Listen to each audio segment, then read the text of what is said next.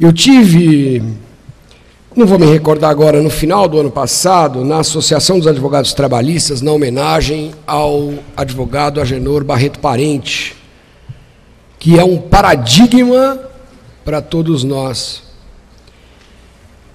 E o doutor Moro fez um discurso belíssimo em homenagem ao doutor Parente, e nesse discurso eu me lembro do doutor Moro dizendo assim: inúmeras vezes vi o doutor Parente defendendo causas na Justiça do Trabalho sem conteúdo econômico. Causas voltadas ao cancelamento de uma suspensão, ao cancelamento de uma advertência, cujo resultado econômico é zero e, portanto, 30% de zero é zero. E fez isso porque tem um munus público. Complemento eu, não disse isso o doutor Moro, digo eu. Então, todos nós estamos, de alguma forma, a servir a sociedade, cada um no seu papel, e devemos mutuamente respeito um ao outro. O professor Rebouças fez duas menções na excelente palestra dele que eu gostaria de abordar. Uma é a questão da existência dos peritos enquadrados na estrutura do Poder Judiciário. Eu faço parte do Comitê de Planejamento e Gestão do Tribunal Regional do Trabalho da 2ª Região, e lá nós tivemos um projeto de iniciativa de alguém para que a Justiça do Trabalho criasse os cargos de perito. E eu devo dizer, professor, que eu fui veementemente contra. E graças a Deus, ao meu aspecto, na minha humilde opinião, o projeto não passou. E fui porque vejo a experiência do IMESC. Vejo a experiência do IMESC e não gosto. Não gosto da experiência do IMESC e, portanto, não acredito que seria bom que as perícias fossem internalizadas, meu ponto de vista.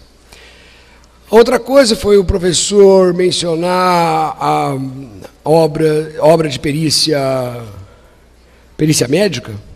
Nós temos uma obra com esse título, Perícia Médica, do professor Dr. João Batista Opti Júnior, que é professor do Legale, é médico, é perito e é doutor em Direito. Além de médico e perito, é doutor em Direito, formado em Direito e doutor em Direito, que é uma obra que eu acho que vale a pena mencionar. Bom, agora que eu imagino que as distribuições já estejam chegando ao final, e o pessoal já pôde retornar, eu vou dar início, então, à minha fala desta tarde, que é a responsabilidade do empregador na indenização do acidente de trabalho. E aí, senhores, levem em consideração o que se equipara ao acidente de trabalho, que é a doença do trabalho e doença profissional. O tema é específico sobre a natureza desta responsabilidade, mas para falar disso eu preciso fazer uma introdução rápida sobre outros pontos. Quando eu tenho uma ação de reparação de dano, eu tenho alguns elementos a serem observados. O primeiro elemento a ser observado, eu vou denominar aqui para vocês de evento. O que eu preciso demonstrar nos autos, se advogado do reclamante, ou não, se advogado da reclamada, é a ocorrência do evento. E o que é o evento? É o acidente de trabalho, ou a doença profissional, aquela que decorre da profissão, ou a doença do trabalho, aquela que decorre do meio ambiente de trabalho. E foi esse o tema, basicamente, da palestra do professor Rebouças. Caracterizar este evento. Uma doença que decorre do meio ambiente de trabalho, chamada doença do trabalho, que decorre do exercício da profissão, chamada doença profissional, ou o acidente de trabalho tipo, aquele evento único e traumático que resulta numa lesão. Este é o primeiro elemento a ser discutido no processo. Existe um evento? Aconteceu o acidente do trabalho? Existe a doença? E se a doença existe, ela é profissional ou é do trabalho? Muito bem, caracterizado o evento. O segundo elemento que eu preciso demonstrar nos autos, caso o advogado do autor, ou tentar demonstrar que não há, no caso do advogado do réu, é o dano. O dano pode ser material e ou moral. O dano material geralmente consiste na reparação de perdas e danos decorrentes da redução da capacidade laborativa. Vejam, e o professor Rebouça disse bem, o que se indeniza não é o fato de se estar doente, e sim o fato de se estar incapaz, total ou parcialmente, temporária ou definitivamente. O dano material normalmente consiste nessas perdas e danos, da perda da capacidade laborativa. O fundamento é o artigo 950 do Código Civil. O pedido pode ser feito em parcela única das parcelas vencidas e vencendas, com base no parágrafo único do mesmo artigo. Mas não é só isso.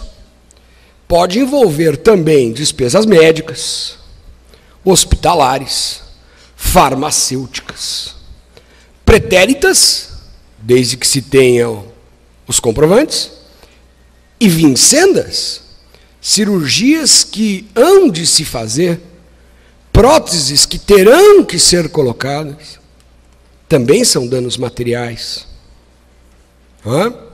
Alguns exemplos, porque o meu objetivo hoje não é falar de dano. O dano também pode ser moral. A princípio, o ser humano tem como função existencial a sua utilidade.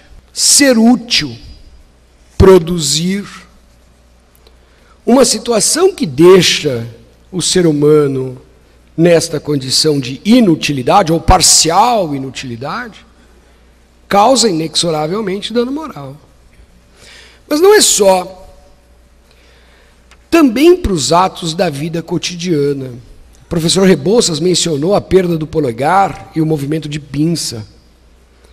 Quando a gente perde o movimento de pinça, é verdade que a gente não consegue mais trabalhar dando material, mas também é verdade que a gente não consegue mais segurar um copo de água. E para tomar um copo de água eu preciso que alguém me dê na boca. Conseguem visualizar a dor moral? A dor moral de uma mãe que, por causa de Dort, ficou com as mãos viradas para dentro e não consegue segurar o seu filho no colo. Não consegue alimentar o seu filho. Muitas vezes os advogados olvidam esta natureza do dano moral. Ah, ficou doente, tem dano moral. Não pode mais trabalhar. É incapaz. Sim, isso é dano moral, sim. Mas e a incapacidade para os atos da vida cotidiana? Certa vez eu ouvi um desembargador dizendo num julgamento, eu estava presente, surdez não dá dano moral. Eu mesmo sou meio surdo e vivo bem com isso. Surdez não dá dano moral, excelência? Data vênia de virgem. A primeira coisa que acontece com esse cidadão, se ele for casado, é que ele passa a dormir em quarto separado, porque a esposa não aguenta o volume da televisão. Separa de quarto. Ele vai passar por um processo de exclusão social, porque ele vai numa festa e ninguém conversa com ele. E ninguém conversa com ele porque ninguém tem paciência de ficar: olá, tudo bem? Como você está? E ele fica alijado. Mas sabe qual é o problema, senhores? E eu sempre digo isso para os meus alunos, é que para o juiz dar, o advogado precisa pedir. O Dr. Rebouças usou uma lei internacional para fundamentar aqui a convicção dele sobre a reparação. Desculpe, Dr. Rebouças, eu não memorizei. CIF. Sabe quantas vezes eu peguei um processo com base na CIF? Nunca. Como eu vou dar? Como é que eu posso deferir algo que não me foi pedido? Julgamento extra petita ou ultra petita, conforme é o caso. Por isso que anteriormente eu falei que o advogado precisa ter conhecimento não só do processo, mas do direito. fazer a petição inicial e estudar as alternativas que melhor atendam aos interesses do seu cliente, assim como a defesa também. Eu não estou aqui para proclamar o direito apenas do trabalhador, mas em geral. Então é preciso ter pedido, e é preciso que o pedido seja bem fundamentado. Então, quando eu digo ele sofre exclusão social porque a mulher muda de quarto porque o volume da televisão está altíssimo e ela não aguenta o volume da televisão, o desembargador vira para mim e falou assim: está escrito aonde, doutor, no processo isso? Está na causa de pedir, doutor? Está no pedido, doutor? Eu falei: não, excelência, não está, então eu mantenho meu voto. Mas muito bem, meu tema hoje não é dano. Então eu tenho um primeiro elemento, evento. Repito, acidente do trabalho tipo, doença profissional ou doença do trabalho.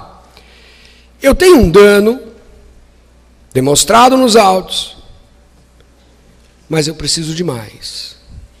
Eu preciso do que se chama nexo causal. E o nexo causal que eu vou falar aqui não é o nexo causal que o Dr. Rebouças falou na palestra dele. O Dr. Rebouças falou de nexo causal para caracterizar a incapacitação com a doença. E aí você transforma essa doença em doença do trabalho, doença profissional. Eu estou falando de outro nexo causal agora. Eu estou falando da ligação entre o evento e o dano. É possível que tenha ocorrido um acidente do trabalho, provado nos autos. É possível que o empregado esteja incapacitado para o trabalho, provado nos autos, mas que esta incapacidade não decorra do acidente, mas de outro fator qualquer. E o nexo causal é extremamente negligenciado nas ações, tanto de quem alega na petição inicial, quanto quem contesta. Parece que nexo causal não existe. Então eu preciso demonstrar que aquela incapacidade, aquele dano que eu estou alegando e provando que aquele trabalhador sofreu, decorre diretamente daquele evento, ou indiretamente, no caso de concausa, mas que decorre daquele evento. E só aqui, então, nós já temos 3 elementos: evento, dano e nexo causal. Espero que os senhores tenham compreendido até aqui o que eu quis dizer, porque eu preciso deste tripé para tratar da responsabilidade do empregador. Então, vamos partir da premissa de que está provado nos autos a ocorrência do evento, acidente do trabalho, ou doença profissional, ou doença do trabalho. Está provado. Está provado nos autos o dano material e ou moral. E está provado nos autos que este dano decorre daquele evento. Tudo isso está provado nos autos. E agora? O empregador tem que indenizar? Basta isso ou eu preciso procurar alguma coisa a mais no processo? Muito bem. Nesta situação, surgem 2 grandes teorias na questão da responsabilidade civil do empregador nas ações indenizatórias. Uma é chamada de teoria objetiva, a outra de teoria subjetiva. Cada uma destas 2 grandes teorias se subdivide em 2. Então, ao todo, nós temos hoje, na doutrina e na jurisprudência, 4 teorias que tratam da responsabilidade civil do empregador no acidente do trabalho. De novo, vou pedir permissão a vocês para que quando eu disser acidente do trabalho, os senhores leiam acidente do trabalho e equiparados, doença do trabalho, doença profissional. 4 teorias. 2 objetivas, 2 subjetivas. Vou começar da melhor para o trabalhador e terminar na pior para o trabalhador. Só por uma questão de didática e não por preferência. Depois eu vou dizer a minha.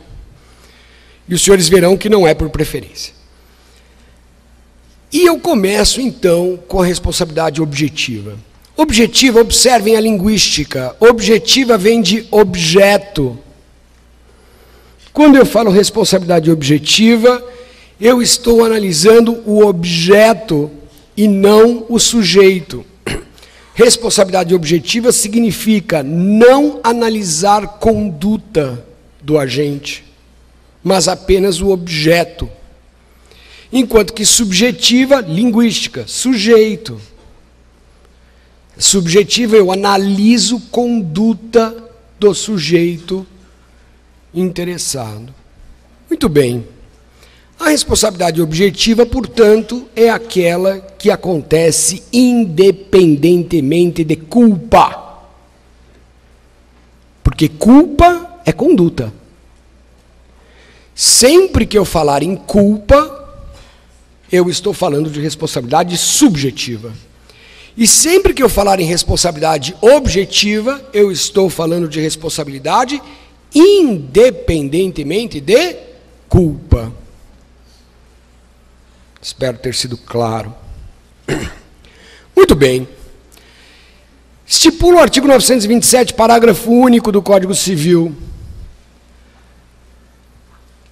A responsabilidade independentemente de culpa acontecerá nos casos previstos em lei. Ou seja, é preciso que lei venha dizer aqui, ali, acolá, é objetiva. Senão, não é. Mas no próprio parágrafo único ele já coloca um caso. E também naquelas em que o dano decorrer do risco da atividade normalmente desenvolvida pelo ofensor. Então ali ele já colocou uma. Existem outras, viu, gente? Responsabilidade do transportador é objetiva, por exemplo, mas não é o tema de hoje. Então, o 927, parágrafo único do Código Civil diz que haverá responsabilidade independentemente de culpa, ou seja, objetiva, quando o dano decorrer naturalmente do risco da atividade do ofensor. Qual é a palavra-chave aí? Risco. Risco é a palavra-chave do 927, parágrafo único do Código Civil. E aí surgem duas teorias. A primeira, melhor do trabalhador, é a chamada teoria do risco-proveito. O que diz essa teoria? A responsabilidade objetiva do empregador está prevista na própria CLT. Porque o artigo 2º da CLT define o empregador como sendo a empresa individual ou coletiva que, assumindo o risco da atividade econômica, admite, assalaria e dirige a prestação pessoal de serviço. Repito, assumindo o risco da atividade econômica. Ora, se aconteceu um acidente do trabalho, uma doença profissional, uma doença do trabalho, é porque o trabalhador estava trabalhando. E isso faz parte do risco do negócio. Porque o empregado trabalhava em proveito do empregador. Compreenderam? Por isso, teoria do risco-proveito. Segundo esta teoria, e há jurisprudência nesse sentido, existe, se procurarem nos sites, existe, diz, basta que aconteça o acidente do trabalho para que a responsabilidade seja objetiva, sempre, porque todo o trabalho está inserido no risco do negócio. E o risco do negócio é do empregador, está no artigo 2º da CLT. Então, para estes defensores, o que o empregado precisa provar? O evento, o dano e o nexo causal. Só. Provou isso, ganhou. Fim. E não é pouco, mas é o mínimo.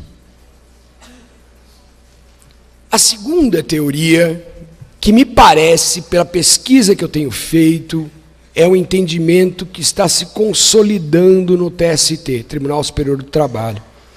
Não está consolidado porque não há OJ, não há súmula, mas a jurisprudência do TST parece caminhar aí é a teoria da responsabilidade objetiva pelo risco criado. Qual é a diferença do risco criado e risco proveito? A teoria do risco criado diz assim, não. O artigo 2º da CLT, quando diz assumindo o risco da atividade econômica, está falando de um risco negocial, do risco de dar lucro ou prejuízo, e não do risco de causar lesões. Então, essa teoria do risco-proveito não se sustenta. Mas quando a atividade do empregador for perigosa por natureza, quando a atividade do empregador expuser o empregado por sua natureza àquele tipo de acidente ou aquele tipo de doença, então a responsabilidade é objetiva. Não é? Então veja bem, uma companhia elétrica coloca os seus trabalhadores com habitualidade em postes fazendo reparos na rede elétrica, de altíssima voltagem. Então, se um empregado de uma companhia elétrica sofre um choque lá em cima do poste, trabalhando e morre, a responsabilidade, segundo esta teoria do risco criado, esta responsabilidade seria objetiva, porque ao escolher desenvolver essa atividade econômica que mexe com eletricidade, o empregador expõe naturalmente os seus empregados a riscos de choques elétricos. Percebem? Mas imaginem os senhores um advogado que contratou uma secretária. Essa secretária foi ao banheiro e lá no banheiro ligou o secador. No banheiro do escritório. E por um motivo qualquer que a gente ainda não sabe, levou uma descarga elétrica. Será que um advogado, quando resolve exercer a atividade econômica da advocacia, correu o risco de colocar os seus empregados a tomarem choques elétricos? Será que este risco está inserido na atividade econômica do advogado? Segundo esta segunda teoria do risco criado, não. O advogado não cria o risco de choques elétricos. Então, quando a atividade do empregador não expuser o trabalhador àquele evento, de novo, acidente do trabalho, doença profissional, a responsabilidade não seria objetiva, e sim subjetiva. Seria um meio termo. Ela é objetiva no risco criado pela própria atividade, mas subjetiva quando o acidente não decorre daquela atividade. Então, este caso da secretária, do advogado, eu precisaria provar, segundo esta teoria, o evento, o dano, o nexo causal e ainda o quê? A culpa do advogado, do patrão, do empregador, na ocorrência do choque. Enquanto que no eletricitário, que estava no poste, eu não precisaria provar a culpa, bastando comprovar o acidente, o dano e o nexo causal. Então os senhores percebem que ainda é uma teoria boa para o empregado, mas não é tão boa quanto a primeira, porque pela primeira o advogado também responderia objetivamente. A secretária não estava em proveito da atividade econômica dele? Então, ele que responda. A segunda diz, não é bem assim, porque ele não expôs essa secretária a choques elétricos. Espero que o exemplo tenha sido elucidativo. Alguns exemplos de risco criado, é uma empresa de vigilância e um vigilante que toma um tiro, é um risco criado, ela põe o vigilante lá para que aquilo aconteça. Ou um operador de raio-x que adquira uma doença decorrente da exposição ao raio-x lá no hospital. Ela expôs esse trabalhador a este risco, ela criou este risco. Não é? Muito bem. Estas são as duas teorias da responsabilidade objetiva. Mas espera um pouquinho. O artigo 7º da Constituição Federal diz assim, São direitos dos trabalhadores urbanos e rurais, além de outros que visem a melhoria de sua condição social. Inciso 28. Seguro contra acidente do trabalho, independentemente da indenização a que estiver obrigado o empregador, quando agir com dolo ou culpa. Repito, quando agir com dolo ou culpa. Então, o artigo 7º, inciso 28 da Constituição Federal, estabelece de forma muito clara que a responsabilidade do empregador nasce da sua conduta, de uma conduta dolosa, vontade livre e consciente de alcançar o resultado, ou culposa, negligência, imprudência e imperícia.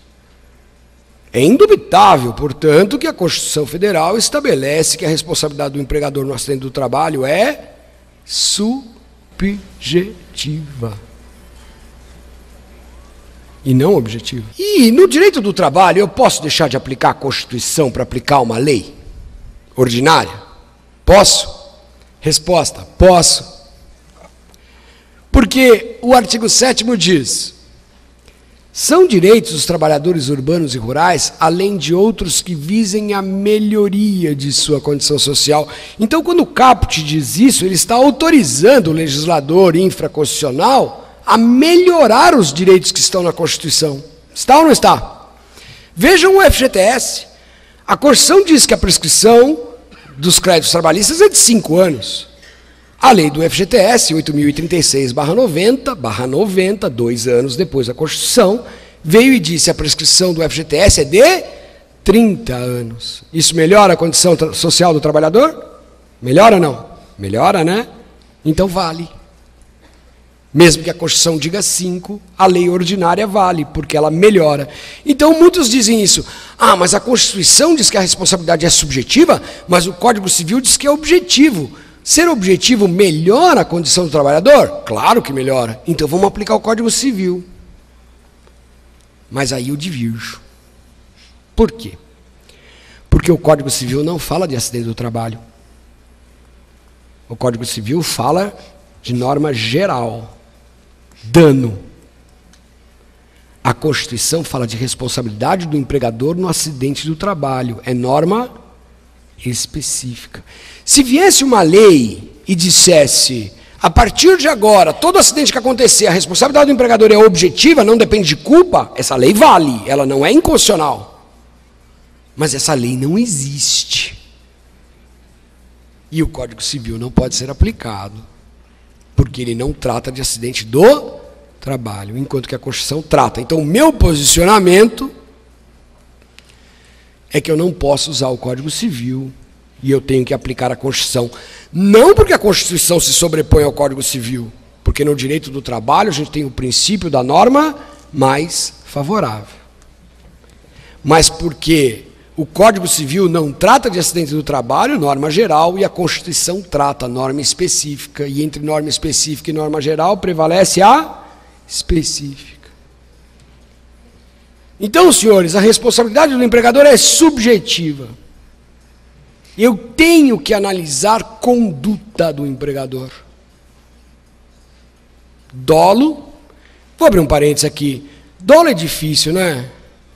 Um empregador que por vontade livre e consciente deseje que o empregado sofra um acidente ou adquira uma doença, é muito difícil. Não vou dizer impossível, porque nesse mundo nada é impossível, mas é muito difícil.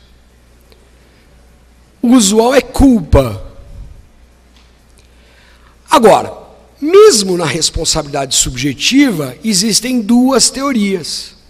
A responsabilidade subjetiva contratual e a responsabilidade subjetiva extracontratual. Vou, de novo, da melhor para o empregado para pior. Ora, é indubitável que entre empregado e empregador existe um contrato de trabalho. Ele pode não ser escrito. Ele não precisa nem ser expresso, ele pode ser tácito. Mas existe um contrato de trabalho. Será que é cláusula deste contrato de trabalho que o empregador deve manter um ambiente salubre e ausente, infenso de acidentes do trabalho? É cláusula desse contrato? Ou não? Muitos doutrinadores dizem que é. São chamados deveres anexos do contrato.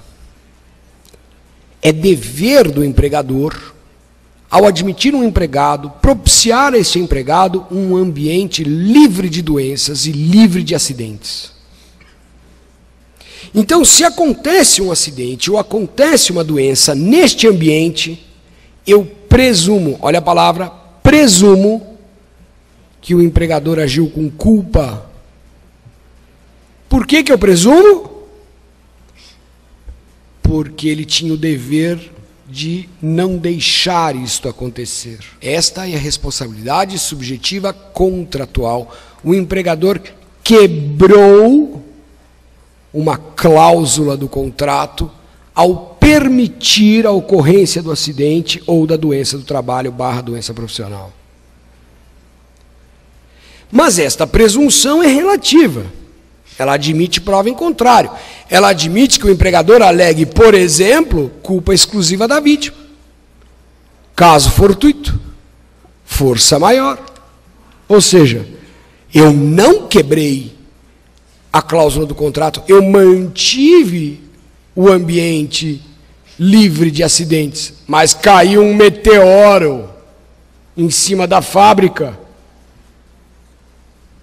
Como é que eu, empregador, posso impedir um meteoro de cair na fábrica? Raio, tudo bem. Tem para-raio. Agora, para-meteoro está difícil. Ou então, caso fortuito, houve uma revolução, um motim, E aí ele foi lá vitimado. Culpa exclusiva da vítima. Eu conto sempre na sala de aula um caso que o empregador tinha uma máquina de estampa.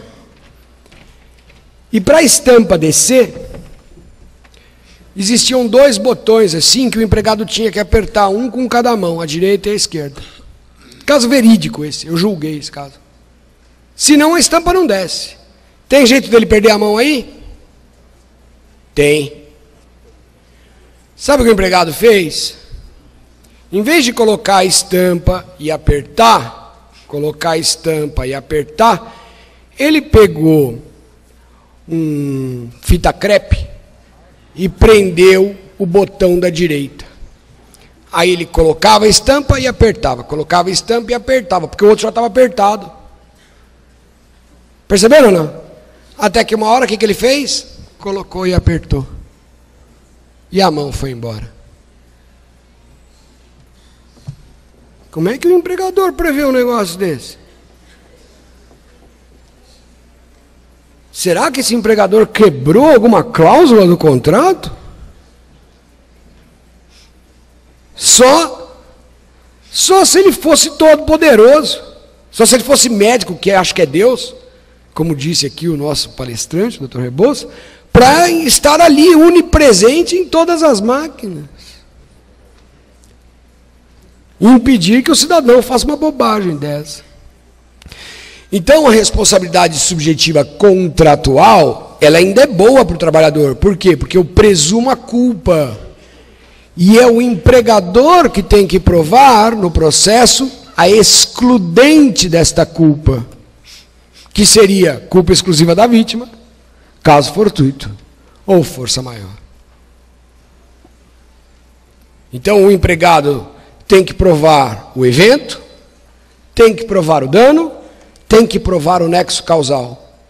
Provou tudo isso, presume a culpa do empregador e ele é que prove em contrário.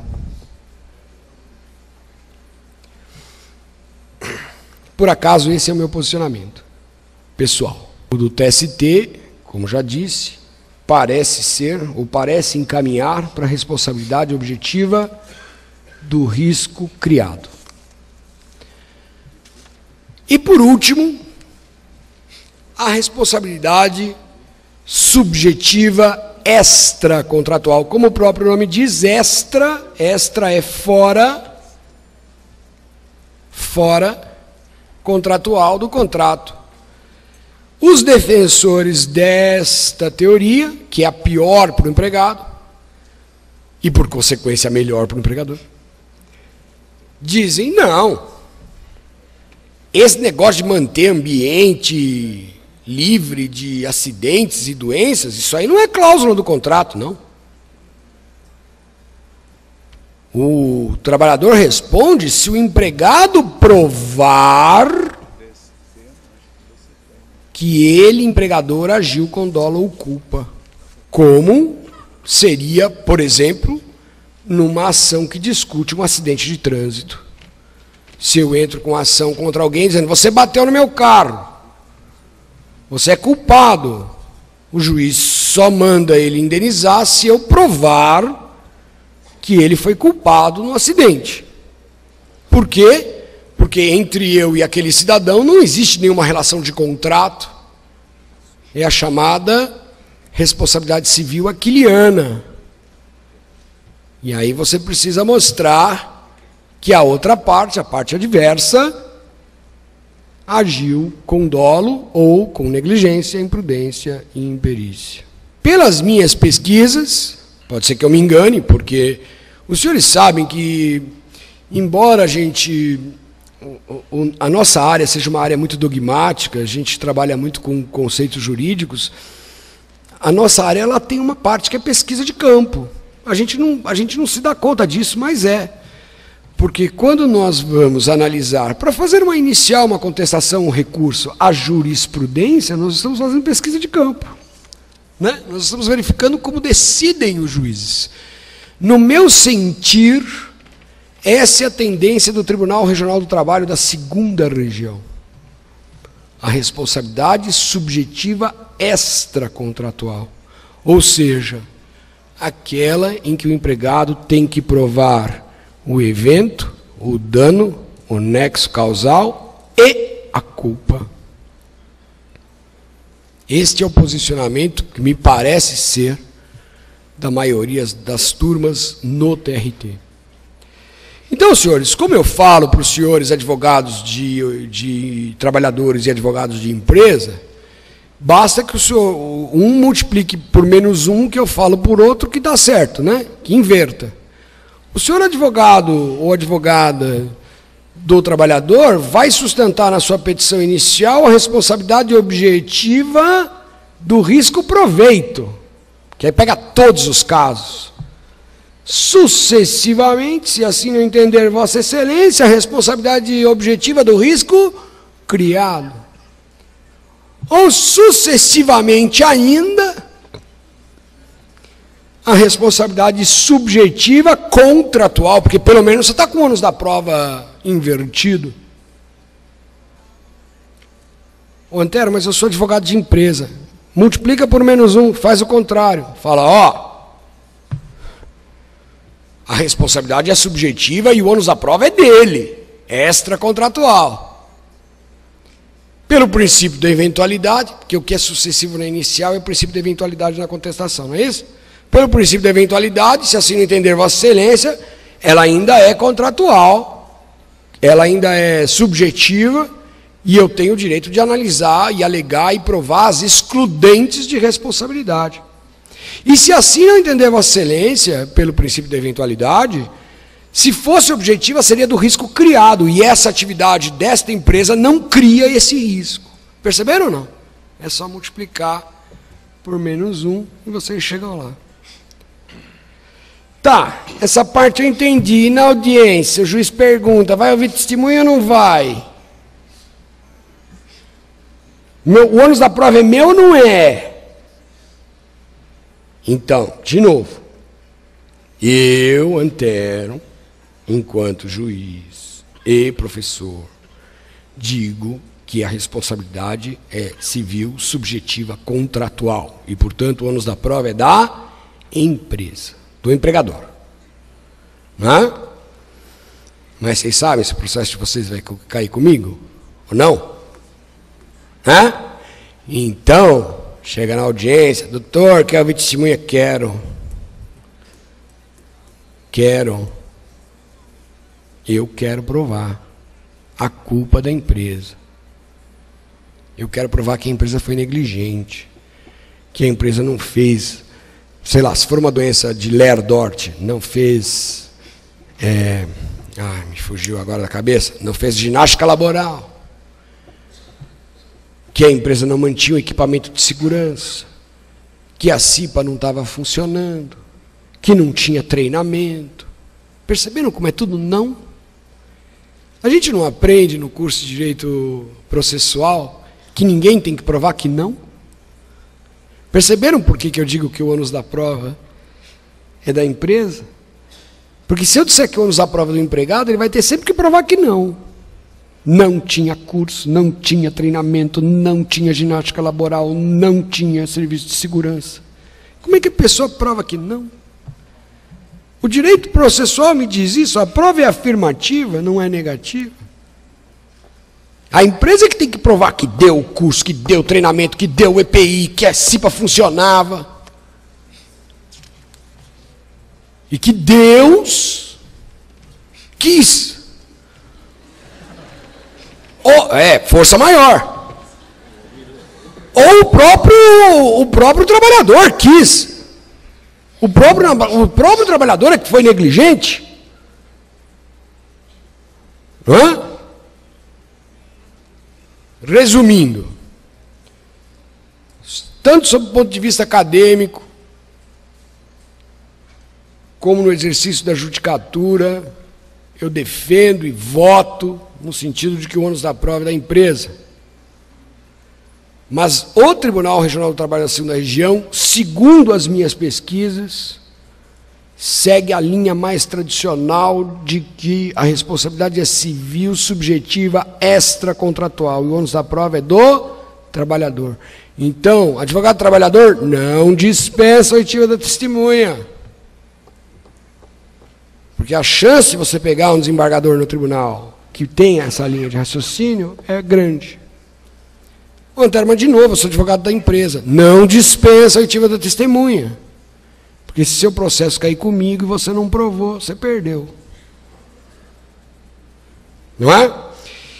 Enquanto o TST não firmar um posicionamento consolidado através de OJ ou súmula, eu acho que essa matéria não vai para OJ, ela vai direto para a súmula. Mas enquanto o TST não consolidar um entendimento, e os senhores sabem como é difícil subir um recurso de revista para o TST? Não sabe? Joguem com o seu regional. E o seu regional é segunda região. Alguns de vocês, talvez 15ª também. Eu confesso que não fiz pesquisa na 15ª, não fiz, confesso. Não é meu interesse nem judicante e nem acadêmico, portanto não fiz. Mas o seu regional, segunda região, tem a tendência da responsabilidade civil subjetiva extracontratual com ônus da prova do trabalhador. Você é advogado de empresa? Usa isso. Tem bastante acórdão. Se é advogado do empregado, não dispensa a oitiva da testemunha, não dispensa a prova. Você corre o risco de perder uma ação de indenização por causa disso. Muitas vezes, os alunos me questionam isso. Como é possível um trabalhador que recebe auxílio previdenciário em decorrência do acidente, perde a ação indenizatória? Não é difícil explicar. A relação do trabalhador com o INSS é uma relação de seguro. Como bem disse o professor Rebouças, é seguradora. Pública, mas seguradora. A relação do trabalhador com o empregador não é uma relação de seguro. Então, lá no previdenciário, existem algumas regras que são diferentes da responsabilidade civil.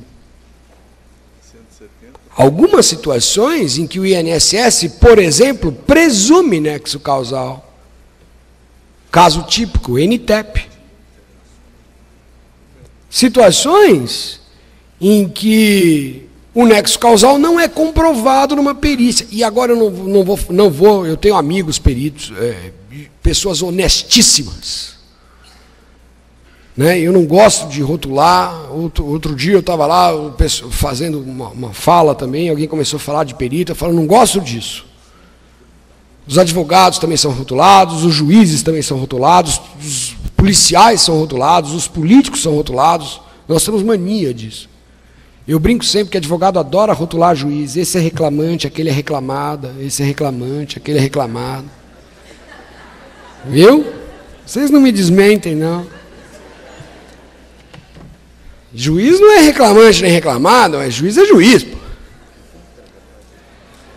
Pode ser que tenha um juiz reclamante? Pode ser que tenha um juiz reclamado? Pode. Pode ser que tenha um advogado que faz casadinha? Pode, mas eu vou dizer que todo advogado faz casadinha? Pode ser que tenha um advogado que instrua testemunha? Pode, mas eu vou dizer que todo advogado instrui testemunha? Então pode ser que tenha algum perito que siga um caminho não tão ético? Pode, mas eu vou dizer que todo perito é antiético? Não é verdade.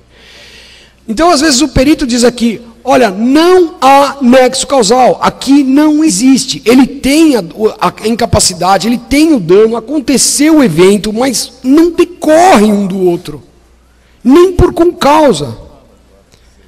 Aí o advogado entra com a petição e fala assim, mas no INSS ele recebe o benefício.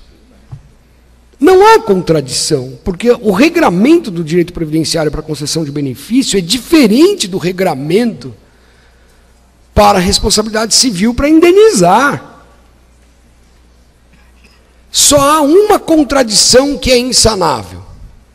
Se o INSS disser há doença do trabalho, há doença profissional ou há acidente do trabalho e o laudo disser não há. Porque aí eu estou falando de fato. Aconteceu o fato ou não? Aí é problema. Mas tirando isso, se houve o fato aqui, há o dano aqui, aqui há o pagamento do benefício e aqui não há responsabilidade, isso não é contradição, porque são regramentos jurídicos diferentes. Eu posso uniformizar isso? Posso, fácil. É só vir uma lei que venha e diga o seguinte, a responsabilidade civil do empregador é objetiva sempre, ponto. Acabou. Aí sempre que houver lá, haverá aqui. Porque aí eu nunca vou discutir conduta do ofensor. Mas enquanto não vier, nós temos essas 4 teorias.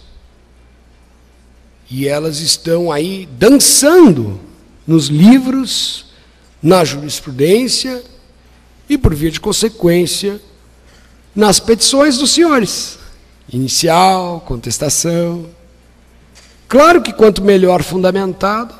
A primeira vez que eu apresentei numa sessão de turma do tribunal a teoria da responsabilidade subjetiva contratual, uma desembargadora dizia para mim, o senhor está aplicando a responsabilidade objetiva. E eu dizia, não.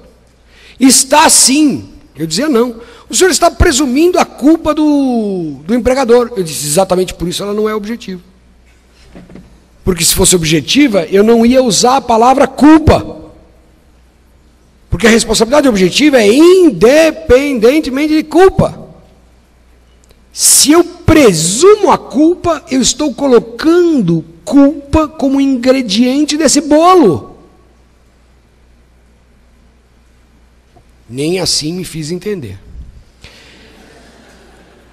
Então, a clareza, a fundamentação do seu recurso, como funciona para mim no meu voto, é importantíssimo para que você possa convencer o julgador da teoria que você escolheu adotar, obviamente, aí de acordo com o seu posicionamento no processo, seu não, posicionamento de quem você representa no processo, e também as suas convicções pessoais, que são sempre importantes. Bom, então, a respeito da natureza da responsabilidade civil do empregador, eram estas 4 teorias que eu gostaria de expor aos senhores.